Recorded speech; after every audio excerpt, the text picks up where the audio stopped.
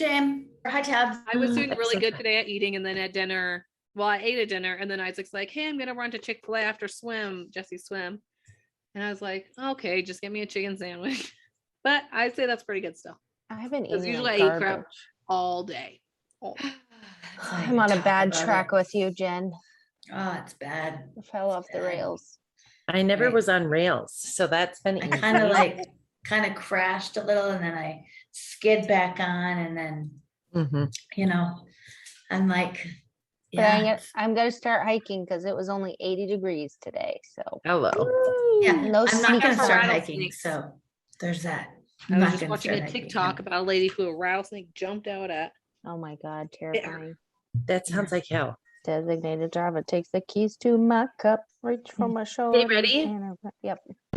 Hello and welcome to Table for Five with No Reservations.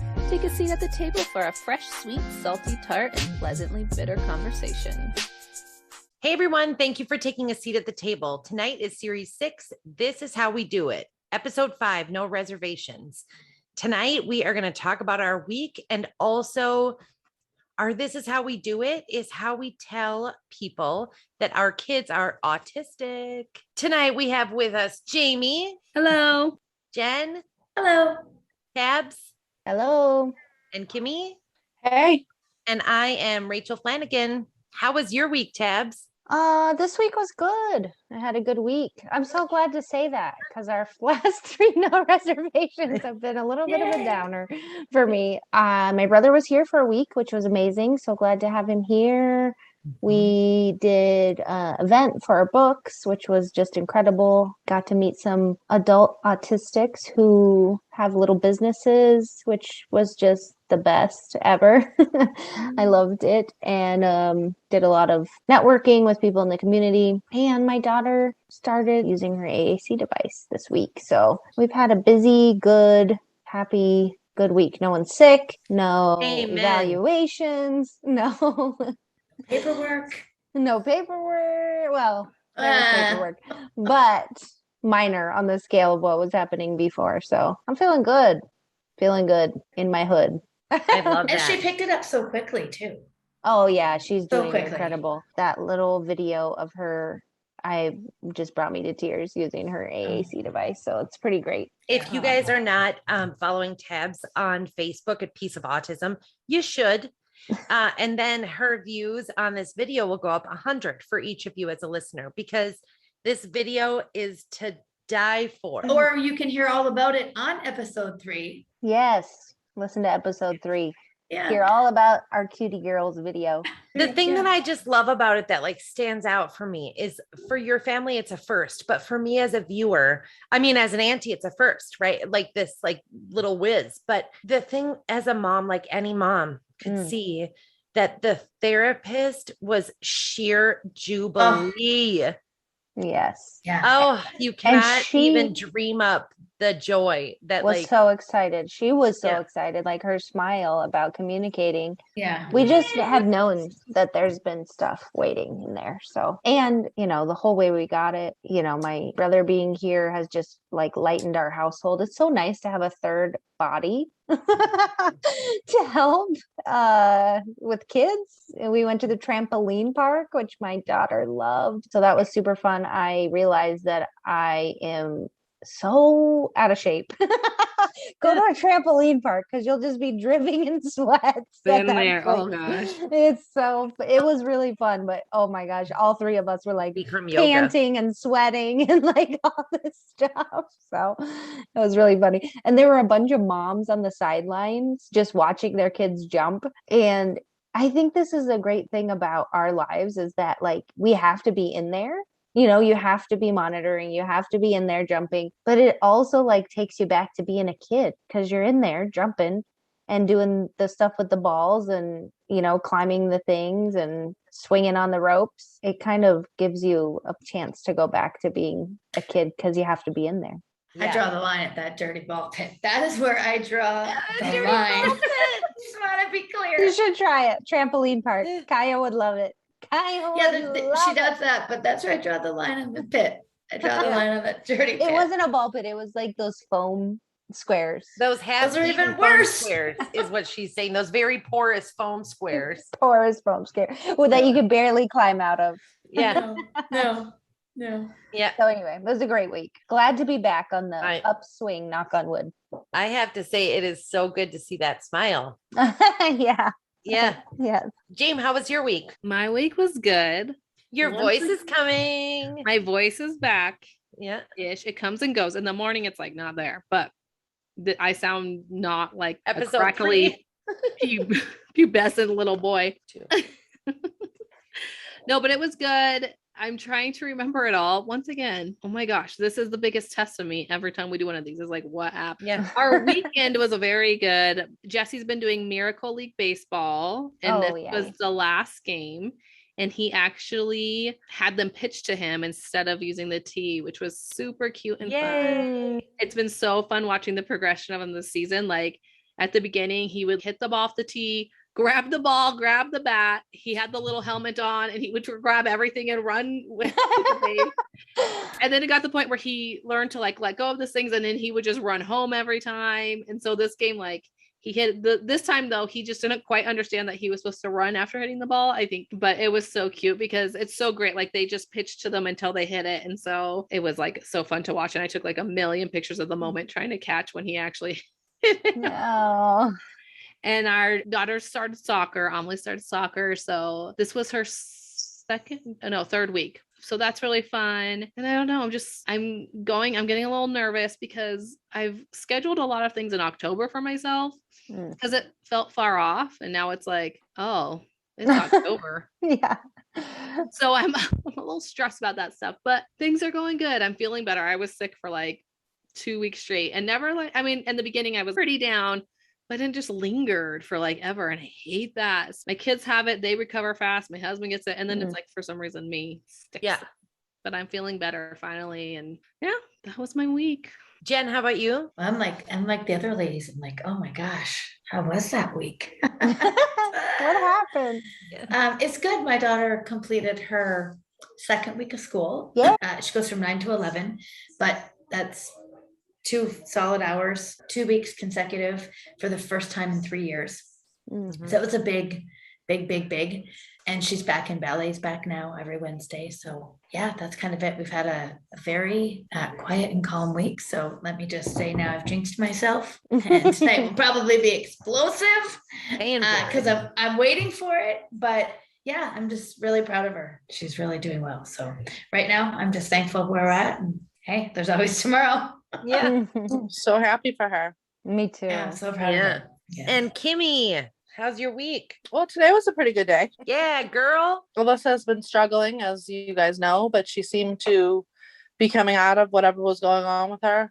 She seems a little more like herself. We had a visit with a new doctor today, a doctor that is going to specialize with adults with disabilities. He's going to be seeing patients at the Laurie Center for Autism here in Massachusetts. He's leaving his practice to do that full time. So That's it great. was we've kind of been in limbo in between doctors. Last year when she left her physical, they basically gave me papers and were like, oh yeah, this will be her last physical, kind of good luck. Don't let the door hit you on the way out. I mean, they didn't say that, obviously, but it kind of felt like it. So that's just kind of been a struggle because, as you guys know, we need somebody who's really going to be able to understand our kids, especially God forbid something comes up medically that, the right steps have to be put in place to safely do anything with her. Yeah. And it's really important to me to have someone who's going to listen to me and like just do what I say, pretty much. Yeah. Yeah. Pretty much. It's like you say all these things and they're like, oh yeah. Oh, we'll just try it. And then they'll, you always go back to square one. So it's, at this point, my daughter's 25. I know her limitations. I know what she'll do, what she won't do, what she may possibly do. So it was great. And she was great. Like, you just don't know, like we had to go north of Boston, was a pretty long drive, because of the traffic, and just being at a new doctor's office is enough that to set her off right there. Seeing a new doctor, she's seen her doctor since she's been 4, you know what I mean? So she expects her doctor. She kind of just rolled with it. She did fine. The only thing she didn't like was when they laid her down to like feel her belly, but she let him do it. But she was kind of like, listen, I've cooperated this far. Don't push your luck. But it was good. It was really good. And then because we were in Boston or near Boston, we decided to take her to the aquarium, which she hasn't been to in years, and she really loved it. She did great. That's It was a awesome. great day. So yeah, it was really good. It was really good. She was really happy. Yeah. We went out to lunch afterwards and she like gave me a couple kisses on my shoulder, which is like the most she'll do like on her own, like, cause she doesn't really, she doesn't really kiss on her own. It'll be like when you ask her if you come over and hug her, very few times does she do. And she did it like 4 times. And I think she was just so happy. So it's very rare. It's very rare that it's like just me, my husband, and her. It's always like somebody missing, somebody extra. Yeah. And I think she just liked that. And she loves animals. That was kind of fun for her. So yeah. So it ended up being a really good day. I love that. Yeah. Thank goodness. Because it could have gone right? You never know. So that's Could've awesome. gone anyway. Even going to the aquarium, even though it's something she potentially likes, like even that, just going somewhere different, going to a parking garage, like, but she does better when it's me and her dad. I think she just feels more stable, more secure. So it's like when it's only one of us, she tends to get a little more nervous, but we didn't talk about it. It's such a start to finish thing too. We just did it. You know what I mean? We just like drove there and went there. There was no conversation about it. We just kind of, I know it's the opposite of what they want us to do, but sometimes it just works better that way. Yeah. And she loved because they have like a thing with stingrays, so you can like put your hand in and like pet them, and she really liked that a lot. So it was pretty cute. We went to the aquarium a week and a half or 2 weeks ago, and there was this I don't know what's and sea urchin flowy flapper things, right? And there was this moment where Celie's hair like drizzled in, and she did this like head sway about it, and I was like, oh god, the mermaid's going in. Like, oh my god, this is it. This is her chance. Wet hands, wet bangs, it's over. She was in the tail too. I mean, I just thought, oh god. But those stingrays seemed a little fewer and further between, and more like a swim tank than this situation we were in. Like, oh, we are never going to the Boston Aquarium, thank you. Hello, listeners. It's time for our Amazon must-have from the table. And this week comes from our own Tabitha Cabrera, who teamed up with her brother Michael Barnett to start a children's book series. So far, 2 of the books are out. The first one is called Do You Talk the Way I Talk? And the second is Me, My AAC. I love these books because they show how children and people can communicate differently. My son can identify with some of these characters in this book, which doesn't happen a lot for us. I also love that we can share it with his friends and classmates, and they can understand him a little better and also understand other children better, and the fact that not everyone communicates the same way. So check them out. The links are in the description of this episode. Make sure to use our links to help support the podcast, and be on the lookout. They have a 3rd book coming out very soon. All right, let's get back to the table. How was your week, Rachel Flanagan? My week, Tabs, I just admire so much that you got to have a good one. I feel I'm still in I don't know. I'm trying to like protect our stuff, but I got to say, we're in the situation where, again, similar to the hospital, Celie's abilities and disabilities and struggles and strengths and what I would consider as her parent to be well-versed, I would hope.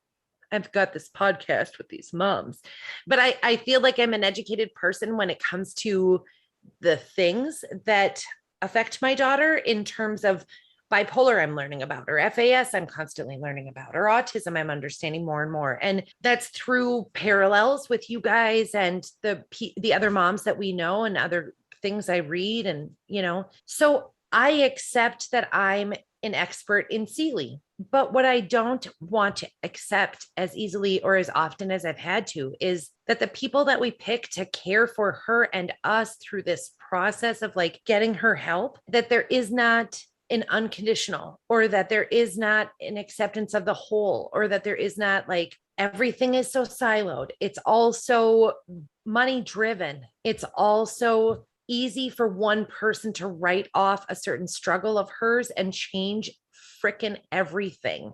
Right now, we're struggling with support at school, and not because her teacher isn't great, or the potential next placement for her isn't great. But the process of getting there is just and I am struggling because I feel like when you don't acknowledge Celie's struggle, you minimize her part in it. And it sucks. It sucks that people would rather see that she's doing great than acknowledge that she looks great from the outside and is bubbling inside. And it's to us called masking or the honeymoon or whatever, like adjustment of her behaviors. And it's very much a part of autism among our community, I would say, like us. But there's so many facets to our kids that are misunderstood.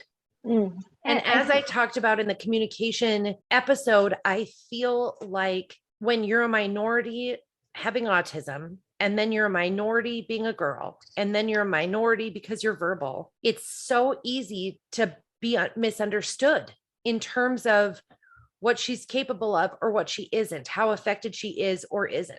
And everybody has their own constellation. We talk about it all the time, that this is a spectrum, and Celie's on 2 for the love of God, meaning spectrums. It's tough to like. And it's like, I feel like what she can do and what she can tolerate is also 2 very different things. Yeah. And Yeah. that's, I think that's what kind of slips through the cracks, you know, because you see this kid who's verbal and she's bright, you know, and they're just looking at the things that she could be doing and learning, but like And she but has her- a high IQ. Sorry, Kimmy. in She has her a high body, IQ. Yeah. yeah, in brain and everything isn't able to, even though it is able to do it, like she can't tolerate it. Mhm. She tolerating is a perfect way of putting it. You know, Yeah. Celie, in terms of what I could describe her, it's like what Natalie did in a couple episodes ago. She describes that it's almost like Celie's electricity goes off, or the connection between things is gone, or deteriorated, or tired, or taxed. And so what she is capable of on a Monday morning is wildly different than what she'll be capable of on a Thursday afternoon. And though we all accept that there's a trend with our children, especially when we're in the years of regression and the struggles of all these things coming to a head, it's just hard to try and articulate what atypical is within atypical. It's hard to articulate that my kid is masking, or, you know, when people don't understand the term, it's hard. It's just been hard. I'm sick of goddamn fighting. Like there Wears have you been down. several Wears you people down. that validate what she goes through. Mhm. But I think it's hard too, I'm sure. And I mean, I felt this before too, when people question that and question the validity of things, you feel like they're questioning you as the parent, Mhm. and they're also criticizing you as the parent, like, oh, you don't know what you're talking about, or this is your fault because why else would this be happening? yes, And I feel like sometimes you question yourself Yeah. when that happens. Am I Mhm. crazy? You know what I Like, mean? You're like, yes, exactly. well, and I mean, seriously, in this life, we're trained to get down, and we're not trained, but you can learn how to get down to an antecedent, or in other words, the trigger of the storm, the beginning of the end, right? The antecedent. And I mean, I could trace backwards all day long, all night long. My kid has brain damage. My kid has bipolar, so much so that she's 6. My kid has all these things. And I mean, it's very frustrating. I'm frustrated just when I feel like, okay, I'm done fighting this. I'm going to fight for a different lane. You know, you realize you're like stuck in a roundabout.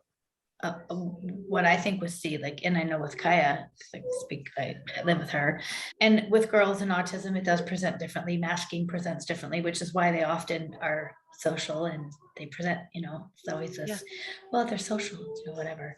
But because I know my daughter will mask all day to try to fit in, to try to be in that classroom, that when she does come home, she's just spent every ounce of energy she has trying to get through the day, that she absolutely explodes when she gets home. And that's what a lot of people don't understand, because they don't see that side of her. They see her at school in circle time and on the playground and playing soccer with the kids. That's what they see. And they don't understand how much it takes out of her to be that person. And then she comes home and I'm her comfort. She explodes. And our safe place. We said that too. It's the very same darn thing. And part of the dynamics of Celie's stuff is that when she's extra, and gregarious and Celie Flanagan, la ta da. She is very likely in mania and suffering then too. Like she's being put through this thing by either the fuel of her mania or this weight of her depression or the rigid thinking of her autism or the inability of her FAS. Like there's so many facets at play that like looking great at school is just, it's just not what's real. It's not what's happening. I'm sorry. Soapbox. No, that's your week. Oh, Yeah. here Well, I think that's concludes also Rachel's kind of where therapy. she gets up and kind of becomes Celie Flanagan, the persona, Yeah. that's where she kind of, that's when That's she why she kind wears of, costumes. I mean, all of it. I mean, look at her school The picture mermaid last is year. stronger than Says the it kid. all. Yeah. The second half of our episode, now that I've just done therapy with everyone, I'll send you a copay, is this is how we do it. And specifically, how do we tell people that our child is autistic? Again, autism is such a spectrum. You're defending it, you're saying it, you're needing to say it, you're asking about, like, there's so many things. And sometimes there are no words necessary. It just Sometimes. arrives on its own and it's there. Sprinkle a little bit of this in. Yeah, it's there. Kimmy, you've done it the longest. Tell me how you do it, girl. I don't really tell people that she's autistic or has autism, really, but I kind of show them because, especially when you have an adult in the community who is nonverbal, who is disabled, if you want to say that, but sometimes you can't always tell, So I kind of like to give people clues. So I might just purposely like talk to her in a certain way that people will understand that, like, because if we're at a hotel and we're in a swimming pool, like she likes me to like carry her like a baby in the pool. Like she likes to like put her legs around my waist and like I bounce. That would look odd to people. You know what I mean? They'll be like, what's happening? Yeah. Especially if they're not familiar. So I kind of try to like just use a certain tone of voice with her that I do use with her anyways, but I make it a little more pronounced. So when they see me speaking to her in this tone, they kind of get the picture. Or I might like say, oh, you did such a good job, kind of something to like clue them in that like it's not like a typical situation.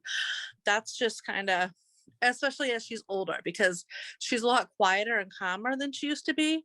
So sometimes people don't necessarily pick up on it right away. She doesn't wear headphones. She doesn't carry a tablet around, kind of those things that like would clue some people in. She doesn't really do that stuff. So that's just kind of, obviously if people ask questions, but people really don't at this stage.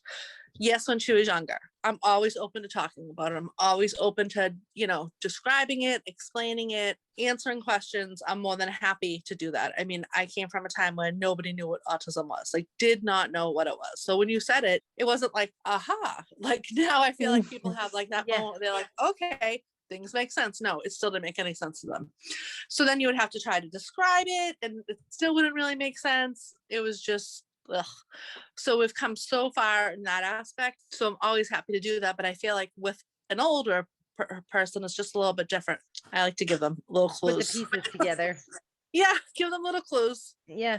Jen, how about you? Well, when Kimmy was saying how she would talk in a different tone, when Kaya was younger, I would tend to sign a bit more when we were out in public, because I think that would signal to people a difference. And maybe I did it subconsciously, maybe I didn't, but I would sign with her more or out of the house. Now I actually don't have any problem walking into a restaurant and saying, hey, my daughter has autism, would you mind turning the music down? It's hard enough for her to be out. So I figure if I can make any of those accommodations, or if we're in a situation where, something's a little different, I'll be like, my daughter has autism. If it almost as a way of maybe explaining why she's standing in front of your kid stimming, that makes seem odd behavior to some people, but she has autism. So this is why she's doing this kind of thing. Yeah. So that's what I do. Yeah. Yeah. Turn the music Jim, down, how about please. you?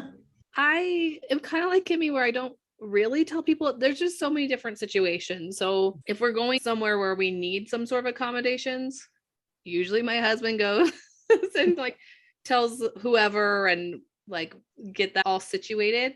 With even like with family and like extended family and stuff, if they haven't heard through someone else, I kind of rely on that, like someone in the family to say something. Hopefully they say it in a good way and not an offensive or mean way. But I kind of rely on that. But like just out in general public, if like there's a meltdown happening or things like that, I mean, the way I'm handling it, I think a lot of the times is like, I'm like, okay, let's take deep breaths. Let's do this and this. I try to show people like, okay, we obviously are working on this, and this. I have therapeutic things that we're doing. So maybe that clues people in. I think too, for us, we're at 6. And so we're coming out of that like cute, maybe it's just like a toddler tantrum to, okay, this is a kid. Your 6-year-old shouldn't be weighing like a baby and screaming over who knows what. And so I'm seeing a lot more of that judgment, like, hey lady, handle your kid, which is hard. And so sometimes it's said and not in a good way when I'm like, stop effing staring, my kid's autistic. Yeah. F face. So I should probably work on that. But I feel a shirt coming. But I feel like F if I face. actually sit down and communicate it with people is like, if someone asks about our lives, like if they're like, oh, what grade is Jesse in? And then I can be like, oh, he's 6, but he's still in kindergarten and he actually has autism. So he is in the autistic classroom with, and like when people give me opportunities and actually speak to me about things, then I'm a little more open about it. I'm just not, I don't know. There's great moms out there who are like, my kid has autism, and ask me about it and things like that. And I wish I was more like that maybe, but it's just like, I have so much going on. I don't have time to like need to explain my autistic child to you. Like, this is what we are. And so if you're part of our lives and you're willing to have a conversation with me, then I will talk about it with you. But if it's like come and go, or if it's not a place that we need help, then I'm probably not going to tell you and you can stare away, I guess. I don't know. Yeah. I feel like I do tell a lot of people that, but it's like not necessarily when she's with me, like random people that probably don't care. Yes, the girl, I like the gotta get it checkout out. lady. I've done a lot of checkout ladies for some reason. Well, we should be talking like small talk, and I'm like, oh yeah, my son's autistic, and they're like, oh, I have a nephew. Like it's always something like that. Yeah, The but I checkout mean, lady. that may sound like a normal task to you, but you have to know. I mean, I don't know exactly which thing is Jesse's, but like as I'm buying a 36 case of ramen noodles twice, or like only green apple sauce or whatever in the truckload. Yeah, that's when autism comes up to the checkout. Yeah. Well, I mean, and I don't go if we're going in a place and like if we go to a place that's not really like a family restaurant, like if we go to Earl's, I don't ask them to turn it down because we're sitting in the bar. So already we've got bar noise. So I mean, you can't expect a bar or like a bar, not a bar, ladies and gentlemen. I don't take her to a bar. It's like a bar restaurant. You're sitting in the lounge area. Let me rephrase that: the lounge area of the restaurant. I wouldn't there, so it's not like I walk in and say, hey, my kid's got autism, but I have no shame in saying Listen, the we talked about accommodations that. need to be at that time, It's situation to It situation. really is, yeah. Like we went to Canopy Lake Park in New Hampshire. They were awesome. So I told them I have a daughter who has autism. She's nonverbal. They call it a mind of, it's not a disability pass there. It's a mind of ease pass. That's what they call it. So That's nice. she got a bracelet. The only problem was there was 5 of us and you could only get 3 extra. So 4 bracelets. And I was like, could we just get 5? And they're like, no. And I'm like, oh, okay, there's 5 of us. I'm like, all right, it's fine. I probably won't go on any rides anyways. And then he was like, all right, just don't tell anyone. And here you are on the podcast. That's okay. I'm not giving the employee's name. That's great employee. Isaacs are on the ride. Actually, because Label? the way my husband is, he didn't even use it. He's had to wait in line still, which she can wait in lines if they're not like super long, but it wasn't super busy. Like we didn't even end up really using it, but it's nice that it's available. So if you do need it, and then it does signal it. I mean, my husband doesn't necessarily like that part of it. He's gotten more used to it now. Like he doesn't like putting her out there, but I do, because I do too. I feel like it's just good for people to know. That way, if something's going on, you can they can kind of see. he doesn't Well, we want to have- exploit her. Yeah. I can understand that, but at the same time, when we're in line at the Gap to pay for our dress and we have birthing scenes of Chicago Fire Playing at from top 100. to bottom, there's just really no explanation at that point needed, other than. I've been like, we've been going places. I'm like, okay, let's get him a shirt with like, I don't know, anything autism. And my husband's like, why do we need to? I'm like, just so we can explain without me having to explain to people. Exactly. Yeah. I will say the one place like we've stored, like we going into the ER one time because Jesse broke his arm.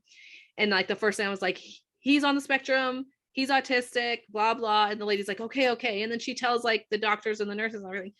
These people still kept asking him questions and all. I'm like, you are the one people that should be. It's so You should know how this infuriating. goes. He's not going to here. answer you. Thank you, though. He's not going to answer you.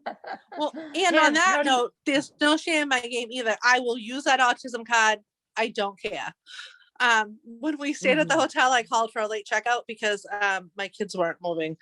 And they're like, well, and I was like, I have a daughter. She's autistic. She had a really hard night, which was true. It was all true. She had a really hard night going into the hotel. She was not any part of the reason that we needed a late checkout. But and they were like, oh yeah, sure, no problem. What time do you need? It's like, that's more like it. No shame in my game. We gotta live with it. We're gonna be able to use it to our full advantage. But yeah, so Tabs, what about you? I feel like, we're fairly new to this jam. I generally say something in a time of frustration. So if we're having a hard time or people are staring or being a-holes to us because they want us to do something that's unrealistic, then I'm usually just like, okay, here's the deal. My kids are autistic. We're not doing that. So let's reframe what you're asking me to do because that's not going to happen. Most of the time, it's usually around like teenagers who are like taking a power trip on me. And I'm just like, no, not happening. So I think because my kids are younger and, Nora's using a device now, but we don't neither one of them wear headphones at this point, and they attribute it to them being young. Nixon's gotten a lot bigger over the last year. So I think now we're going to have to start. And I've tried to reframe my mindset on this because I don't feel like I should have to offer you an explanation about what is happening with my kids in the language of it's because they're autistic. I don't think that's fair to them to hear, if they're having a hard time and I'm just like, oh, they're autistic, please quit staring at me. I'd rather just say, go F yourself and quit staring than I really feel that shirt coming. Yeah.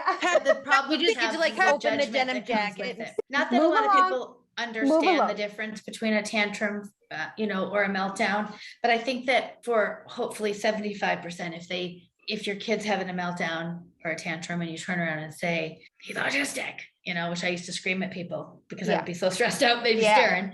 Yeah. I handle things very differently now. I'm much calmer. I'm sure you've really noticed that shift in me. Deepak Chopra, is that you? Yeah, totally. But I think that it gives not a justification, but it's an explanation. Light explanation. Yeah. Well, and you feel slight obligated. The explanation. thing that I don't like is I feel obligated to say that because they're staring at me. You Right. know what I mean? I feel an obligation to explain our lives to you because you are rude and staring at us. And if it was a typical child, you wouldn't have to explain it. Exactly. Like It your would kid would be- just be having a meltdown. Is that how it Right. works, ladies that have typical children? Is I that how don't it know. works? I You don't just scoop up your kid and say, let's go. I can't answer to that. I don't know. But I don't either. I have gotten better, and I usually in the past I've blurted it out in frustration is generally when it comes out. But I have no problem if we're going to a place calling ahead and being like, here's the situation, both of my kids are autistic, I need you to do this and this and this for me, or we need the pass, or we need just giving you a heads up so I don't have to say it out loud in front of them when we're in this place. I want you to know that this is what's going to happen, because I don't want them to take it as a negative part of who they are, because I'm frustrated about the situation. So I'm really trying to reframe when I'm shouting in public at people. Well, it's hard because it's a back and forth, because part of it is when you do say that, hopefully that person gets next time they see a kid behaving like that, Yeah. maybe in their mind, they'll be like, okay, maybe I should be less judgmental of the situation because I don't know what's going on. Because for me, I'm like, sometimes maybe not, maybe they're just a butthole, but maybe I'm snapping them out of that and being like, oh, I was just assuming this was like a bad parent or a child that doesn't know how to behave. And any kid is allowed to have a tantrum or whatever, and people shouldn't judge. But hopefully that person, the next time they see a mom in trouble like that, they try to help or not stare or not be. And I like it shifts, you know, for me, because when they're little, like Nora's age, Yeah. 2-year-olds act like that don't have autism. Do you know what I mean? Right. Like people then don't, I know that. they don't always know the difference. Like they're Right. just more or less gonna think it's just a little kid that needs a nap or something. Then you get to like Jesse's age and Takai's age where like then they're like, what is this kid's problem? You know what I mean? Like, because they're still young, but like they're too old to be acting that way according to society. But then they get older, like now with Alyssa, now I don't run into that. The middle stage is really hard where they're still little, but not so little that people would expect that behavior. I have actually like gotten my kids in the car in a situation, and then I've gone back to someone and I've said, hey, just by the way, my kids are autistic. This is what was happening. Thank you for all of your help. You know, I don't have a problem like reintroducing myself to people out of the presence of my kids, because I have this weird thing, not weird, but good probably, that I don't want them internalizing things about themselves because of other people's opinion or my reaction to those other people's opinion. But I have no problem going back and just being like, hey, what the hell? Thanks a lot. I'm so on the other side. Like I've been like listening. I'm like listening. Yeah, I can hear that. See that. Like I know each of your lives, that I can hear that in the story or hear this in the lived experience. I'm hearing these stories, but I'm just so on the other side. I think when Seely's language came back, we started immediately with scripts that were like, hi, my name is Seely. What is your name? My superpowers are this, because she was darting around. Like, so if I was to do Seely's entire entry script with a person that like is having the right exchange, which is pivotal, crucial even. But if she says her parts are, hi, my name is Seely. What is your name? She waits for an answer or doesn't. Then she'll try and put a compliment in now. So she'll go, I really like your glasses. And then the person will be like, thank you so much. And she'll be like, do you want to hear my powers? And I mean, first of all, this kid's in a mermaid tail sometimes. She's got the RuPaul makeup on. You could maybe see that something extra is happening, perhaps. Maybe it's the pace that gives it. Maybe it's the cockamamie outfit. Who could know? But then she'll either say the whole thing by herself, or she'll point to the piece and I will then say it for her. So when she points to her head, she says, I have autism and fetal alcohol syndrome. That means my brain works different. And then she'll point to her heart and say, my heart can make your day, which is planned, by the way. Like, hey there, whole be kind. Like, hey, please, my heart can make your day. Just let me. And then she'll say, my feet are fast like Flojo. Want to see? And then she bolts away and bolts back. That gives me the second to be like, you got a problem? And then she's back. But we're trying to work on exchanges right now. And like where Seely is using her voice, not a script. And so just the other day, we went out as a family to this place called Punch Pizza, which is one of those like 900-degree brick ovens for 60 seconds. And it comes out like Jesus made it. Oh my God. Yum. Yeah. Okay. So Seely devours that. She's in her happy place. It's so dang loud in there that she gets to have it autism volume on the iPad without headphones because it's damn loud anyway. And so she was just happy, content. And she's like, I know who I want to compliment. She marches right up to this guy with white hair, probably looked a lot like my dad, like the most comfortable creature in there. And she's like, hi, my name is Seely. My brain works different, but your hair is so shiny. And he was like, hi, honey, what's your name? And she goes, Seely. And he goes, Feely. And she goes, I don't feel quite right, but my name is Seely. And like, I'm dying. And I'm like, okay, so I point to my head. She says, my brain works different. I can solve problems you can't.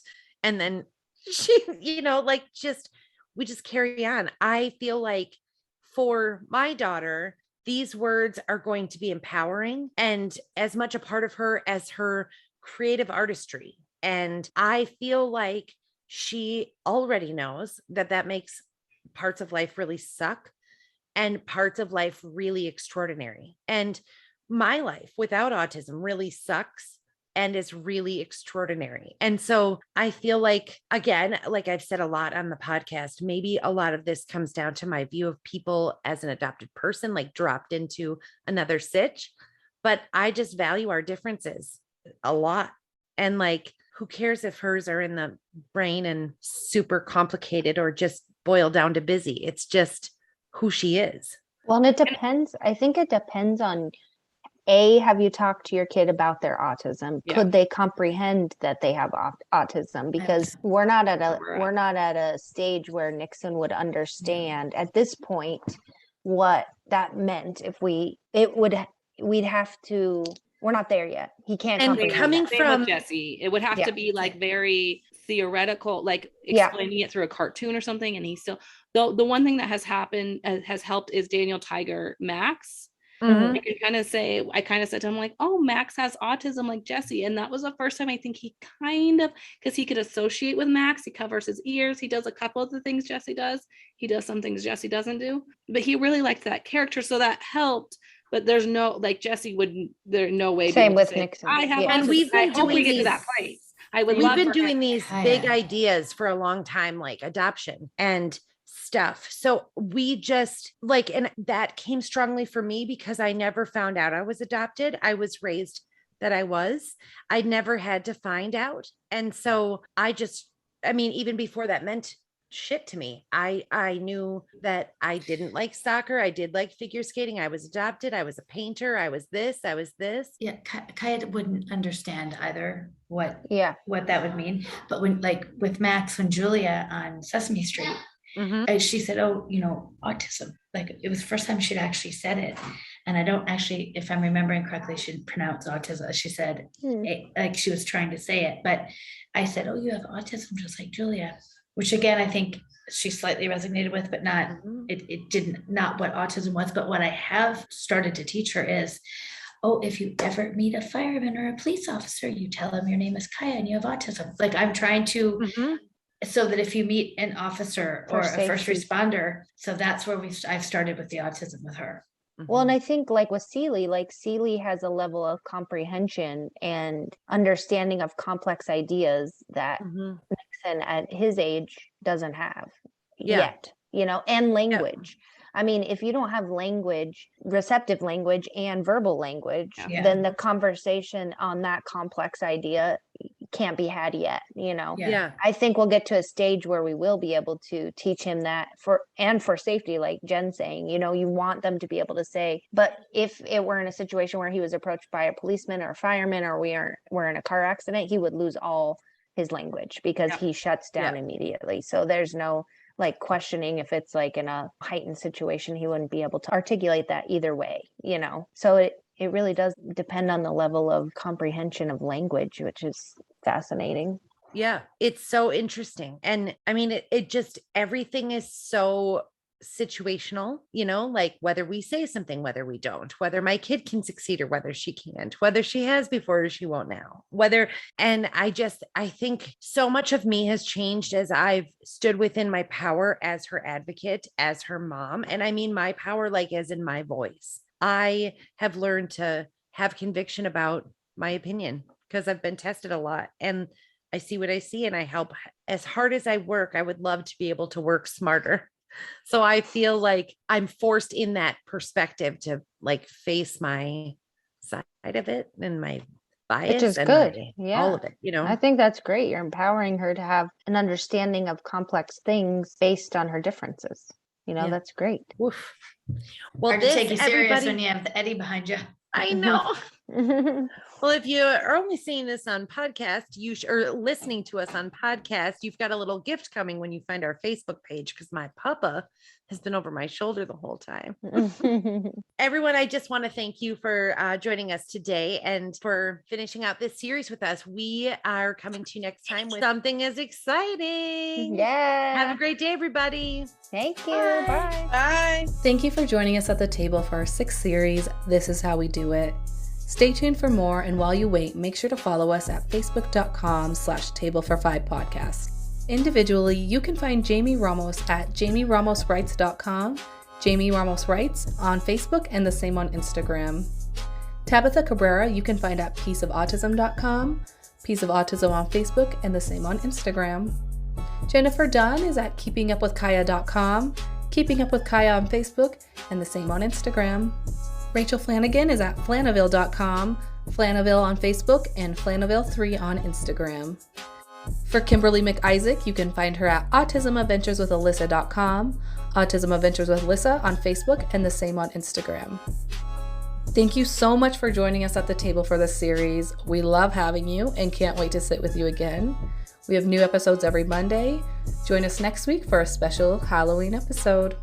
See you then. Bye.